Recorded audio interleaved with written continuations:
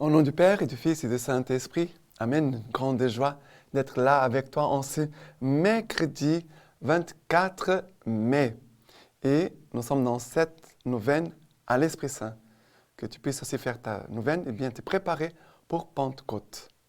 Pour recevoir les grands dons, les principaux dons que c'est l'Esprit Saint. Et la première lecture d'aujourd'hui, c'est Actes des Apôtres, chapitre 20, à partir du verset 28. Soyez attentifs à vous-même et à tout le troupeau dont l'Esprit Saint vous a établi gardien pour paître l'Église de Dieu, qui s'est acquise par le sang de son propre Fils. Je le sais, moi, qu'après mon départ, il s'introduira parmi vous des loups redoutables qui n'épargneront pas les troupeaux et que du milieu même de vous s'élèveront des hommes tenant des discours pervers dans le but d'entraîner les disciples à leur suite. C'est pourquoi soyez vigilants, vous souvenant que 3 ans durant, nuit et jour, je n'ai cessé d'admonester avec larmes chacun d'entre vous. Et à présent, je vous confie à Dieu et à la parole de sa grâce, qui a le pouvoir de bâtir l'édifice et de procurer l'héritage parmi tous les sanctifiés. Argent, or, vêtements, je n'ai convoité de personne. Vous savez vous-même qu'à mes besoins et à ceux de mes compagnons, ont pourvu les mains que voilà. De toute manière, je vous l'ai montré. C'est en peinant ainsi qu'il faut venir en aide aux faibles et se souvenir des paroles du Seigneur Jésus, qui a dit lui-même, « Il a plus de bonheur à donner qu'à recevoir. » À ces mots, se mettant à genoux avec eux tous, il pria. Tous alors éclatèrent en sanglots et, se jetant au cou de Paul, ils l'embrassaient, affligés surtout de la parole qu'il avait dite, qu'il ne devait plus revoir son visage. Puis ils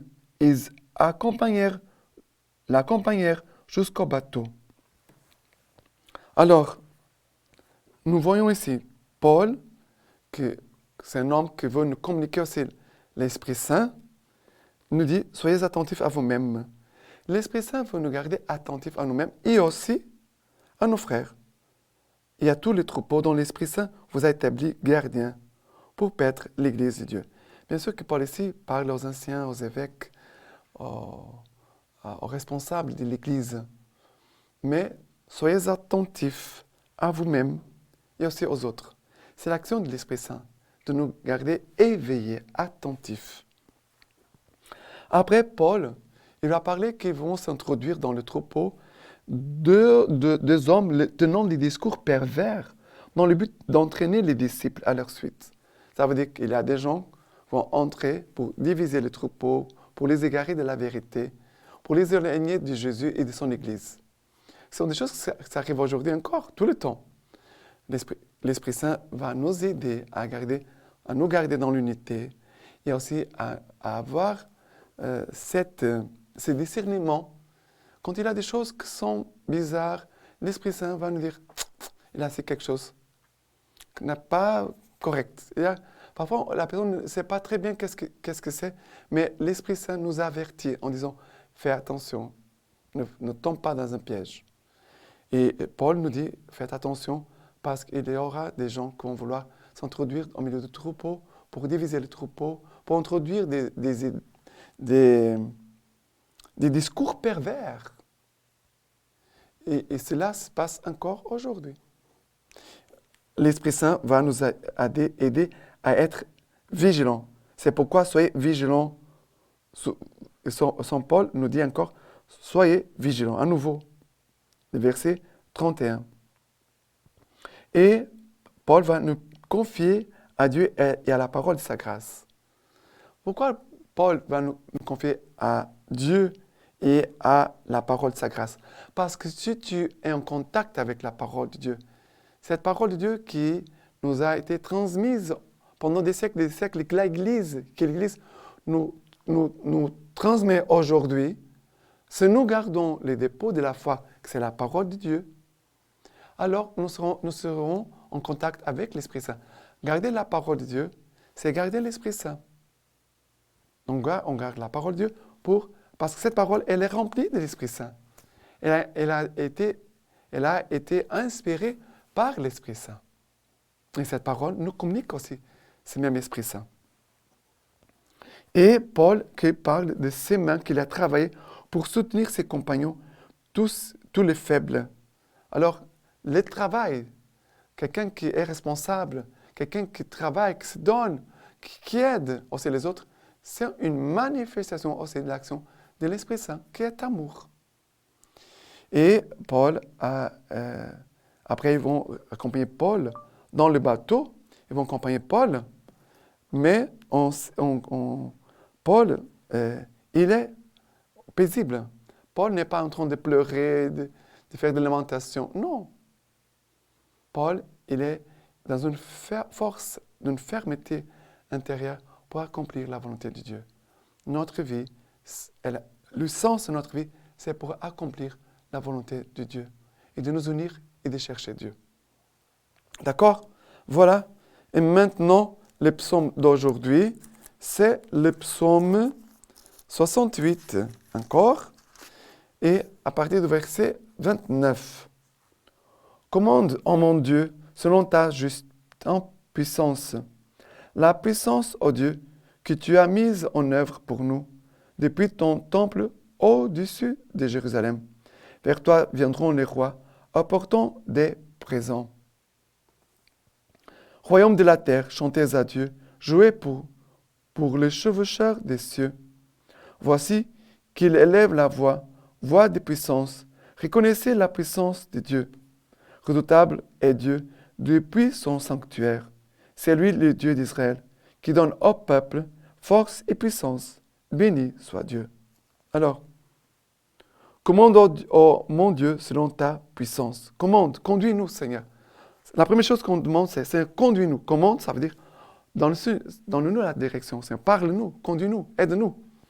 Selon ta puissance. L'Esprit Saint va nous conduire et va nous revêtir de force. Cette puissance, c'est la force de Dieu. Et il dit, royaume de la terre, chantez à Dieu. Voici qu'il élève la voix de puissance. Reconnaissez la puissance de Dieu. Encore, reconnaître la puissance de Dieu, c'est l'Esprit Saint qui ouvre les yeux. Nous sommes aveugles. C'est l'Esprit Saint, la lumière, qui ouvre nos yeux et nous fait voir et comprendre Dieu et l'action de Dieu. Mais qui nous appelle aussi à entrer dans cette louange.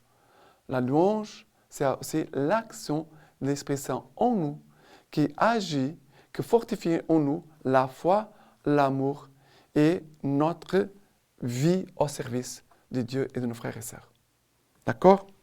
Maintenant, l'évangile d'aujourd'hui, c'est Jean, chapitre 17, à partir du verset 11.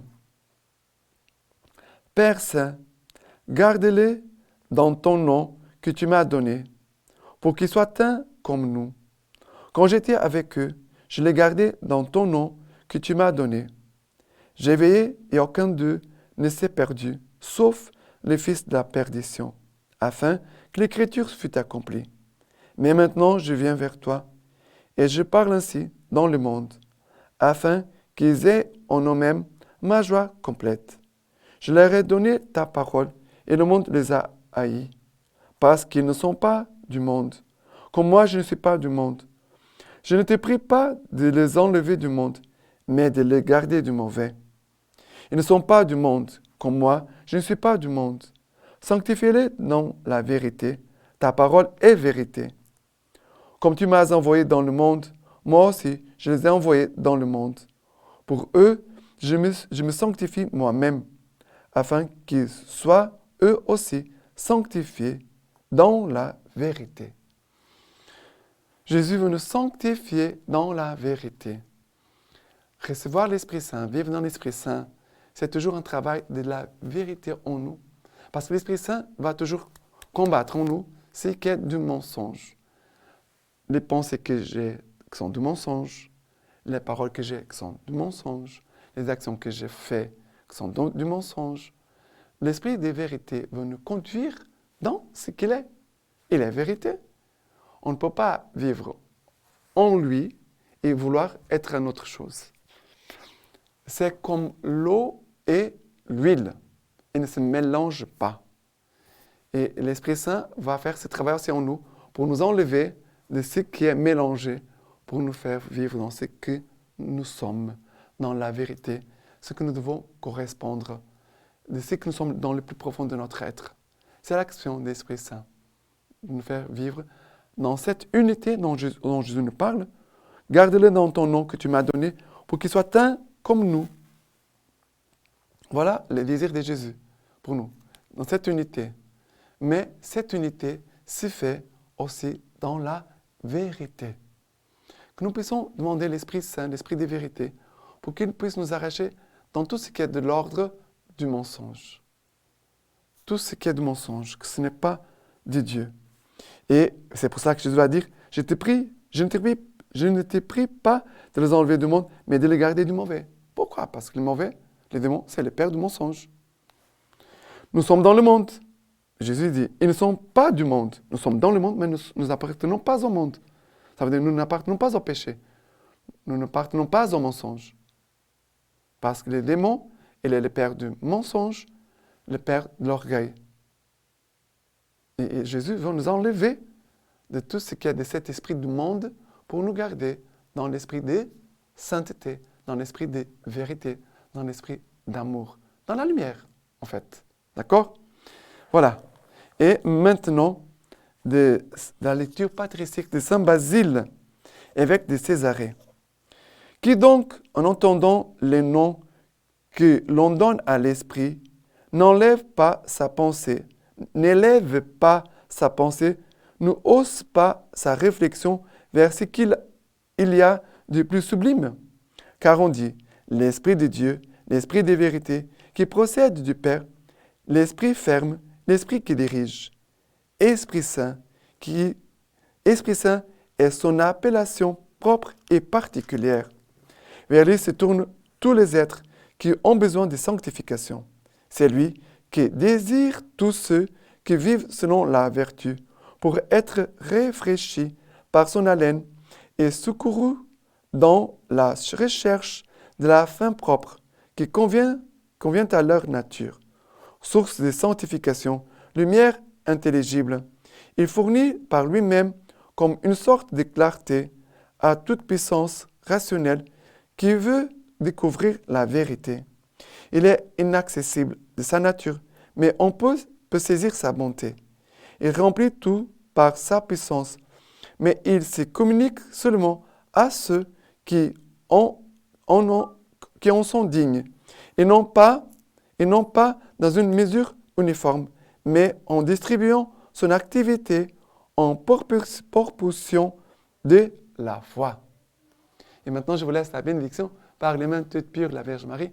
Dieu Tout-Puissant vous bénisse et garde, le Père, le Fils et l'Esprit Saint. Amen.